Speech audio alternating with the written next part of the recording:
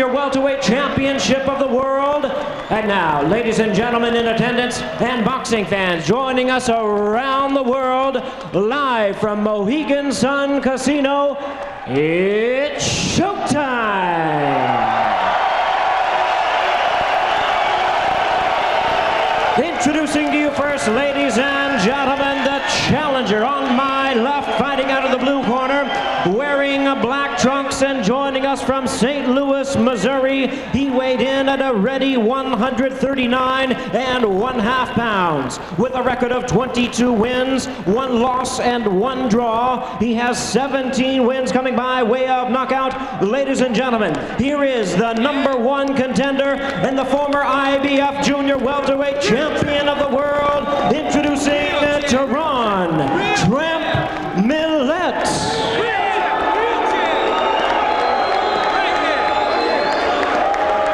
And his opponent across the ring on my right, the defending champion, fighting out of the red corner, wearing silver trunks with black trim, fighting out of his home, Brooklyn, New York. He weighed in at a trim and ready 138 pounds. He is undefeated in his campaign to the ring with 23 wins, no losses, 1 no contest, and 17 wins coming by way of knockout. Here is the IBF Junior Welterweight Champion of the world, the undefeated Zab Judah.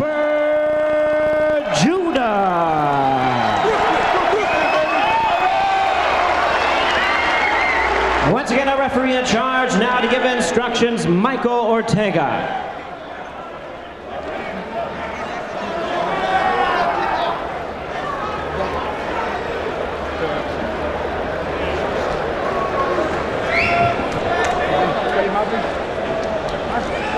I think Zab's got the whole borough here. Let's go. So right here.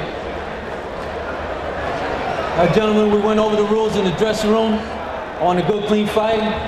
Protect yourselves at all times. Obey my commands at all times. Seconds, look at the trunks here. Here up is good. Chief second, think from here up is good. Okay? Touch them up. Good luck to both of you. Michael Ortega, the son of former welterweight great Gaspar Ortega, for Carmen Basilio, Emil Griffith, Gavilan. Zab Judah, the sharp southpaw with the heavy hands, the strong left, and the big right uppercut. Keep an eye on that one. Terron Millett, a very good athlete, aggressive brawler, terrific hand speed, power in both hands, and he looks for the bomb. Here we go. First 2 rounds will be very important, Steve, of who can set the tone and implement their style. Judah in the silver trunks, Millett in the black. Millett realizes, of course, Judah has the quick hands and the nice uppercuts, but he says he will adjust to what the southpaw brings. Judah, as mentioned, said, I look at this as my first world title fight. After the fight, I'll be able to say I beat a world champion. Approaches the fight with the idea he's the matador, Millett's the bull. He's the elusive one. It's strength versus technique. Well, you can be pretty sure Millett's going to be coming for him. That's something Millett loves to do. Yeah, he knows Millett is coming into swing, that Millett is strong, a bomber, but he doesn't feel that Millett is as skillful a technician as he is. It's already evident to me that Millett's going to need to make some adjustments regarding the speed. Speed right now, a big factor. It's going to be a big problem for Millett. He's going to have to do something, maybe around the body. And Millett never really answered us about the current status of his injured right hand, but showed us a knot on the top of the hand, said he still had a screw in the hand. I had a similar injury, but what I had was a bone fusion. He had his bones screwed together. Millett just got wobbled momentarily.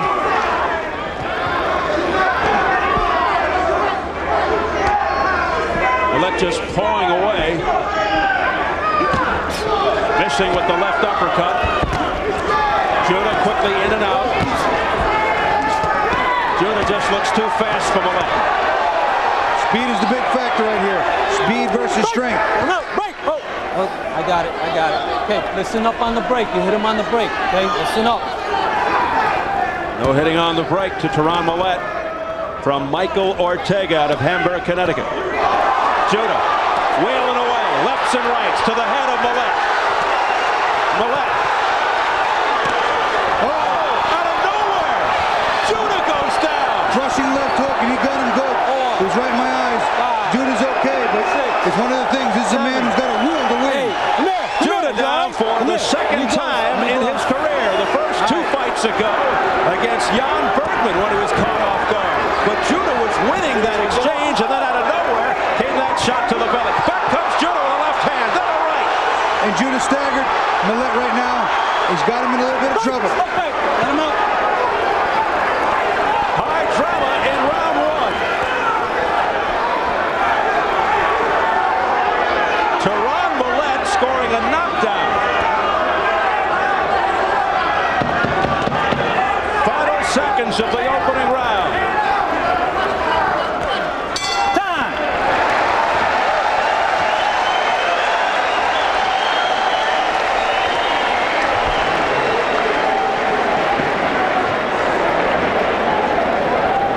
Look, deep breath.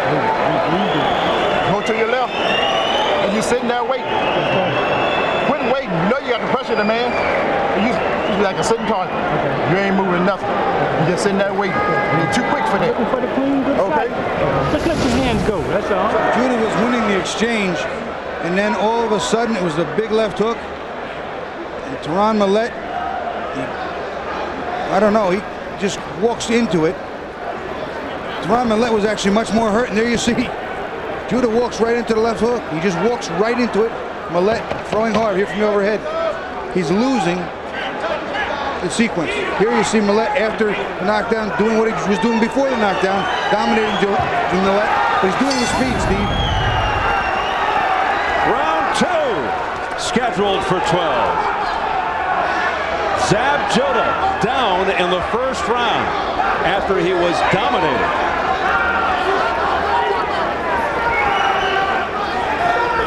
Bobby Ches, how do you score that round? You know what? Zab wins most of the round until he gets knocked down. So you could call it 9-8 or 10-9 for Millett. Millett still wins the round because of knockdown. Some of the judges might have it 10-8. It's a 1-point round or a 2-point round. That is very discretionary with the judges. Judah looks to be a little more cautious, as you might understand right now. He knows he just can't stand in front of this guy with the heavy hands, Millett. Millett highly motivated, as is Judah. Millett looking to win back, recapture his old title that he was stripped of. I'll tell you, in his fight against Jan Bergman, he got a little careless. Coming in, this fight he got a little too excited, a little too anxious. Not much of a difference in what he did with his hands, and has come down, his chin hanging out. And you really have to wonder, what did victories over Jan Bergman and Junior Witter really mean? Terron Millett just feels that Judah has not fought the good fighters to get to where he is, and that he has. So he's trying to prove a point. Steve, I can look in the eyes of both of these fighters. Right now, Millett doesn't have the same look he had when he started, and he dropped the champion. His look is not the same as it was when he started, and Judah's is back to where he started. Maybe Millett in somewhat disbelief that he did what he did in that first round. Good job. Yeah, but I think the disbelief wasn't the knockdown. The disbelief was the fact that he got hurt so often by Judah, and that he hasn't adjusted to that speed as quick as he thought he could. Step out, step out. Under a minute remaining in round 2.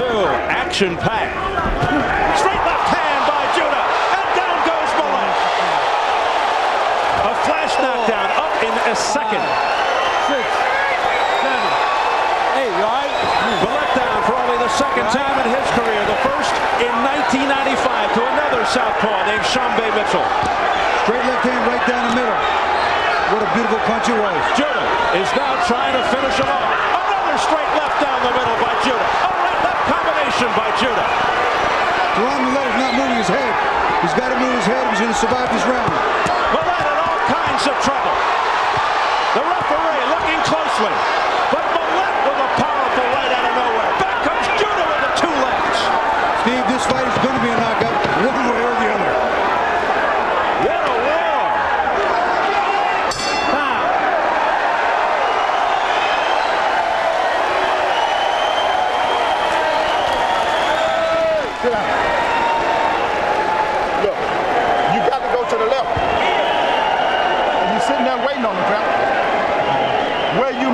back. You can't sit there and wait on him. That's right. Double up on your jab and bring your feet up and keep it working. You sitting there too long, you're letting the pot shot. He dictating. You can't let him dictate. All you have to do is just step in and with your stuff and keep your hands moving. Sit up. Breathe for me. This is a classic 1-2, except it's from the southpaw side. Jab, left hand, right down the middle. And Millett never even really acknowledged that he sees it. He just walks right into it. Bang. One of the more clean knockdowns you'll ever witness. Judah following up, and the two of them just flailing away, turning this into a good old Donnybrook. Round 3. Millett's corner two, Steve said you're sitting right there. You're not moving your head or your feet. Get out of the way, step to the side. You're just waiting on him, and he knows where you're going to be. This fight certainly delivering on its promise to this point. Judah down in the first round, Millett down in the second.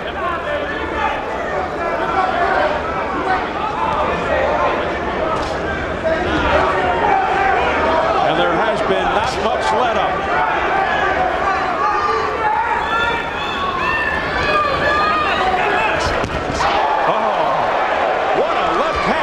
Zab Judah measuring him out with that right jab and then unloading with the big left. And then a heavy right hand by Millett. Millett's got heavier hands. Judah's quicker, sharper, crisper. What a war. Look at the shoulder movement by Judah. With his hands down low. Get doubling up on the left, hammering away with the left hand. And then the left uppercut to the chin. You watch Millett's shoulders. He's squaring up to Judah way too much. That's a big target for guys quick and accurate as Zab Judah.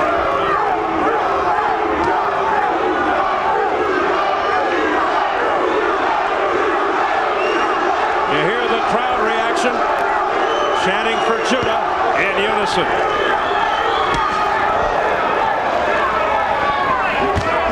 Straight left down the middle by Zab. Those are thunderous punches by Judah.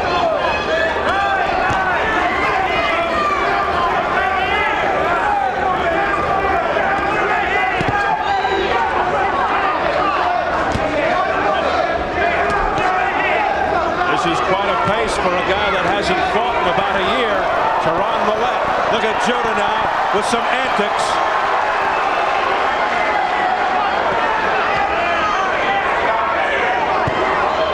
He's got a lot of showbiz in him and a lot of talent. You know, he gets into that rhythm and that routine, and every once in a while he makes a mistake with it. Millett is not keeping the pressure on and setting the pace. He's waiting for one punch at a time. Very, very difficult to counterpunch a guy this fast and this quick. He cannot wait for Zab Judah to go first. He's got to go first. Well, this is Judah's first fight as a main event fighter, and he wants to really put on a show and make a statement here and validate his hold on the title. Breaks the belt. Hold up. Good job.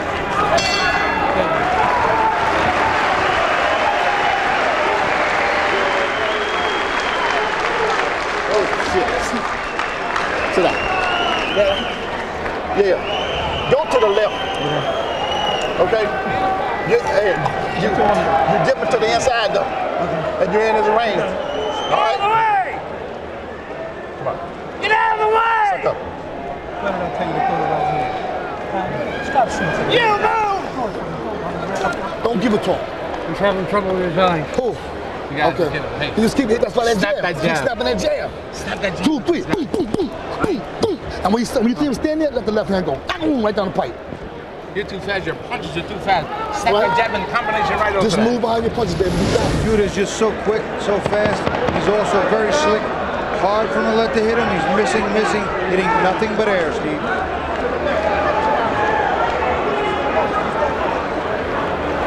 Is Judah having some difficulty with his eyes right here, Bobby? That's what they said in his corner, but I couldn't hear clearly what it was that he was having trouble with. The old Judah in front of him, his father. The head of Team Judah, 7 brothers, all fighters. And he's covering up there, Judah. Big smile as he looks into his corner and talks to Millett. Round 4. Judah down to the first, Millett down to the second. There's a straight right hand right on the nose by Millett. Every once in a while, Judah gets a little too cocky, a little too showboaty and flashy, and he makes a mistake, and he gets caught. Gets off balance or gets caught off guard.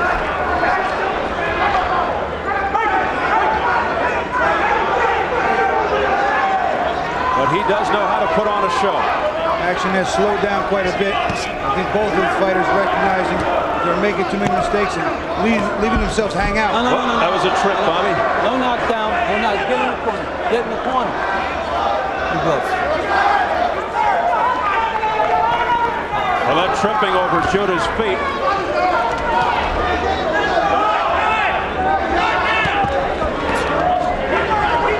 Judah comes at Millett so quickly. You just can't see those punches coming. It's like a blur. Millett's got to work his way in behind the jab, even if the jab doesn't land. He can't come in behind wild left hooks, right hands, and uppercuts. He's wasting too much energy. He's letting Zab Judah set him up. Gorgeous left hand and a combination by Judah the head. Working him over, and down he goes for the second time. He almost tumbled out of the ring. 5. He gives a big link to his corner. 7. 8. Millett says he's okay. He got up very quickly. You talk about looking off balance, and now Judah again wants to put the finishing touches on here in round 4. It's going to be the speed. That's the difference. And Millett is not adjusting to the speed. Coming in wild, Steve. Not keeping his hands tight, firing combination. And a furious assault here by Judah. Almost scoring at will. Let him out. Millett looks weathered. He looks like he's ready to go again. There he goes. That wasn't a knockdown. I don't know if they're going to call it a knockdown. That was not a knockdown. I think it was a sheer exhaustion. No, he swung so hard over the head of Zab Judah that he just missed. His momentum carried him to the floor. Well, he's down for the 3rd time, and the referee, Michael Ortega, did not get the response he was ready for, and he calls it off. It's over. It's over, and Zab Judah ends it here in round 4. I think Judah was still hurt. When they go back and look at this tape, it's not a clean knockdown, Steve. It really isn't. But he did not give the necessary response, apparently, that Michael Ortega, the referee, wanted to hear. When he said, "Are you all right? Do you want to continue?" Millett's back was to us, so we couldn't see what he was saying or hear what he was saying. But we'll have to take Ortega's judgment for it. Ortega might have just seen something in his eyes because I saw that he was still stunned, still hurt. But I'll tell you, tough stoppage. Really, I think it was academic. I thought it was a good stoppage because I thought that he looked like a rag doll, and that he was going to continue to be punished by this man. I think it was inevitable. But I can understand, as a former fighter, your mentality, where you come from. You know, the guy's still up. He's still doing it. He wants to continue fighting, but in this case, maybe, like you say, he saw something in Millett's eyes, his face. Millett didn't respond, and there was no way he was going to let the kid get hurt. Well, I can't agree with that stoppage, regardless of how it's perceived. The referee needs to at least see him absorb some punishment. The punch that was evidently a knockdown punch, I don't even think landed. I think it just whizzed past as he was on his way to the floor from his own momentum, Steve, of missing a punch against Zab. Well, there's no question that Judah was in total command. And Terron Millett, if anything, displaying guts and will, hanging in there against this vicious, lightning-quick barrage of Zab Judah.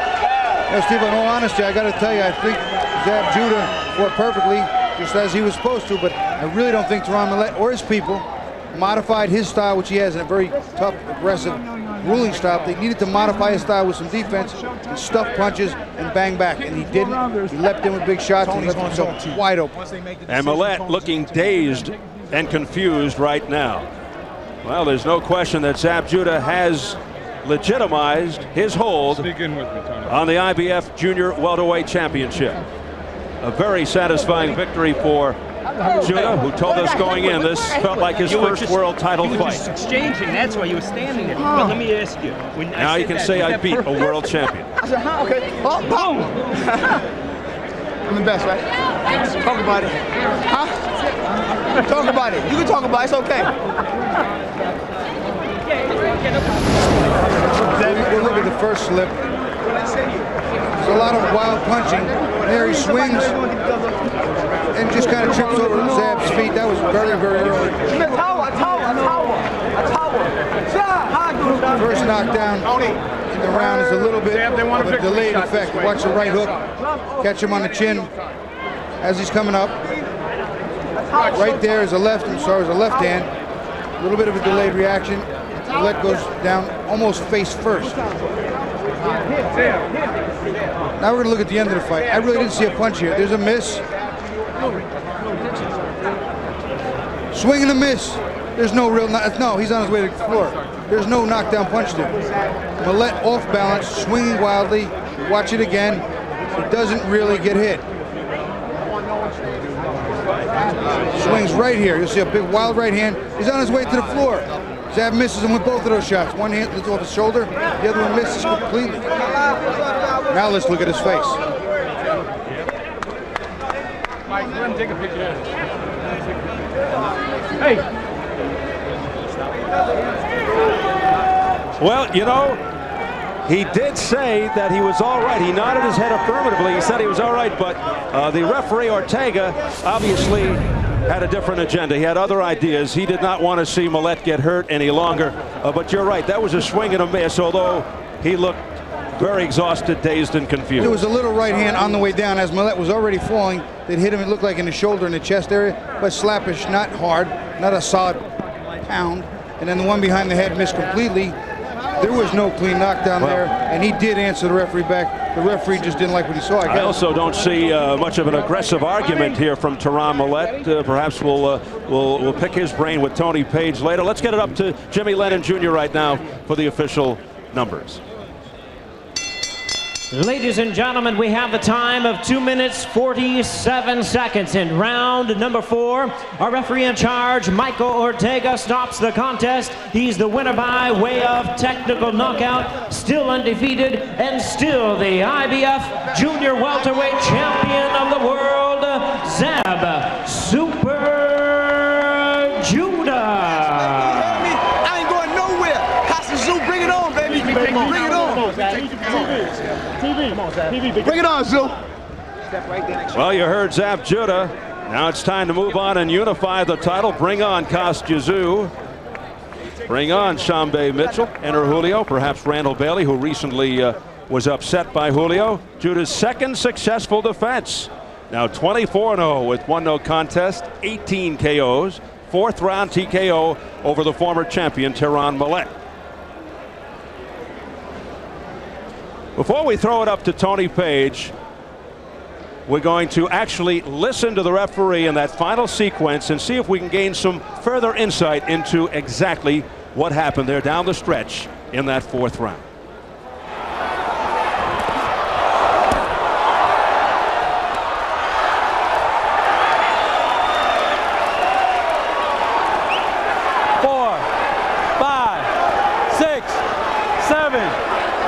Come here, come to me, you all right? Continue? You sure? No. Well, Millett did say yes when he said continue, but it wasn't with much conviction. And there's the referee, Mr. Ortega, who I don't know, I thought he did a good job. Let's get it up to Tony Page. Tony. Thanks very much, Steve. Here with the guy who is officially your champion in your mind, aren't you? Yes, I feel like I'm the best right now. I did a great job. First of all, I want to thank God for giving me this beautiful win for the Mohegan Sun and my main events and the whole Showtime production for having me on. It was an honor to fight Terron Millett and fight against a champion. And now I can say I beat the champion, and I'm happy. I just want to move on and keep moving on and just go ahead and claim my fame. That's it. He came right at you, and you were shooting some shots at him. And when you heard him early, did you think you had him? Well, Terron Millett's a strong guy. You know what I'm saying? I came in there and I got knocked down again. I don't know what's wrong with me in this place. But I think this place is bad luck. Mohegan Sun, I don't know. But anyway, you know, he's a good fighter. He was strong. He came in well prepared, such as myself. And we got it on like 2 champions, it was supposed to.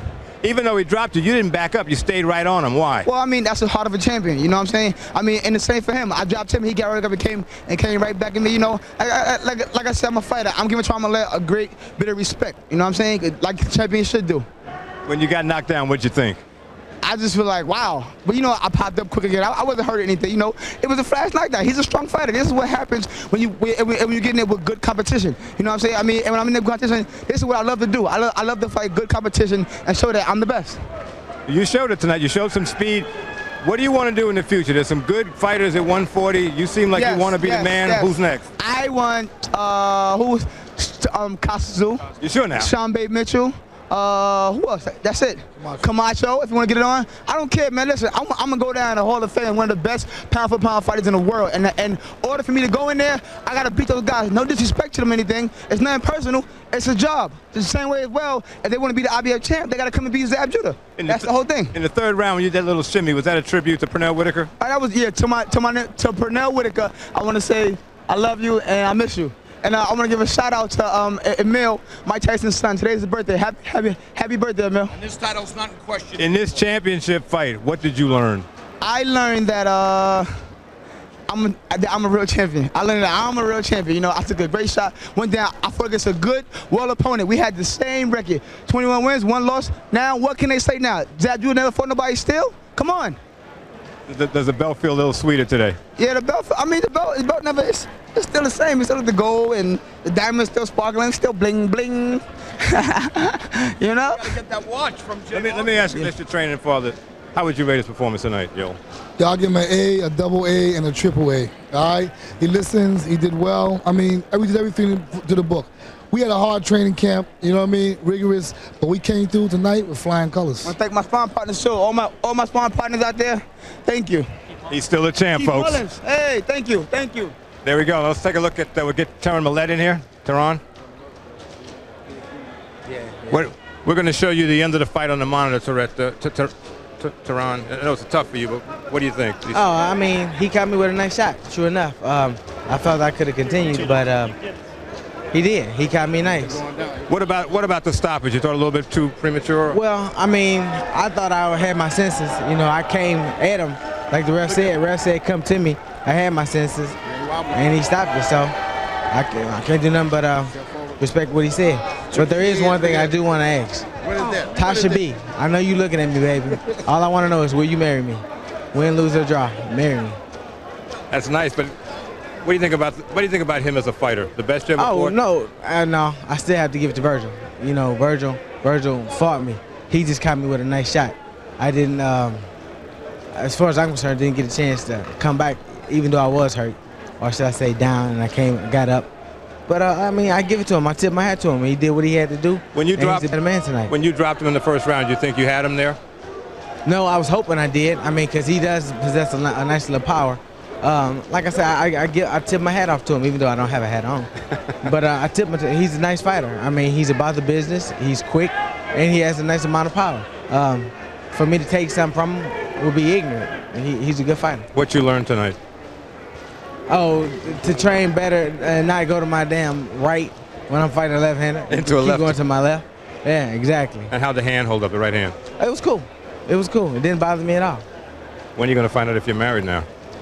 I guess when I get home, because she knows I love her. So, I mean, win, lose, or draw. I know I love her and I want to be with her. So, thanks a lot, Terron Millett. Let's go to ringside. Steve Albert.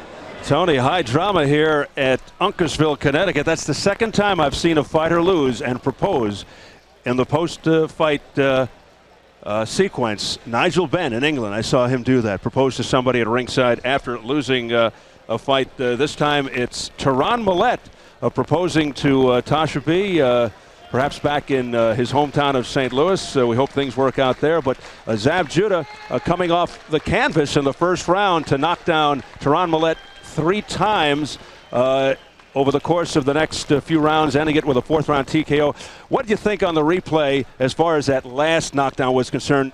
Did he hit him at any point? Well, he hit him a shot right before he started to swing back. He hurt him with a shot, and then Terron threw a wild overhand right and he was on his way to the floor, and he got caught with another one on the way down.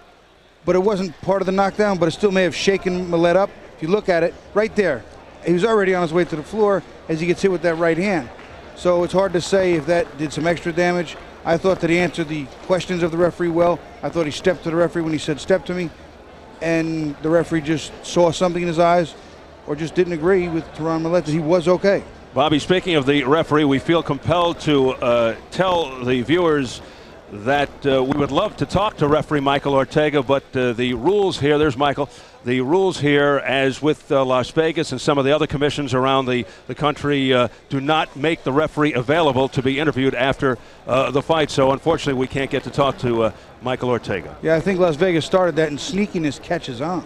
Well, it's unfortunate. We mentioned that a couple of weeks ago with Richard Steele in one of the fights there. I think it was Lance Mount Whitaker, Robert Daniels, the guy you fought, and I think that just compounds the situation and makes it more controversial, because then it gives the feeling that something's being hidden, and you don't want to have that feeling. It suggests that there's an overall agenda of a commission to lay a blanket statement for the press. Anytime there's a political controversy, somebody comes out there and spins it. This is like spin master for referees, indiscretions, referees, inexperienced referees, anything. And referees, they're men. They have a job. They do their job. They do it in public. They should be accountable, and they should say why they did what they did, and let the people hear. Yep. And I don't know too many referees who never met a microphone they didn't like. So I'm sure they'd love to talk, but they're being muzzled. All right. Well, Zab Judah took the fight out of the referees and out of the judges' hands, I should say. And here's how the online scoring results were from the folks back home. Judah ahead 3 rounds to 1. Of course, Judah went down in that first round. And if you took part, we thank you so much for your participation. Just spit it right in there. Don't worry about it. Up your hands. Be sharp. Change your angle. Give him that, hey, come on. And snap your punch. So you saw the champion.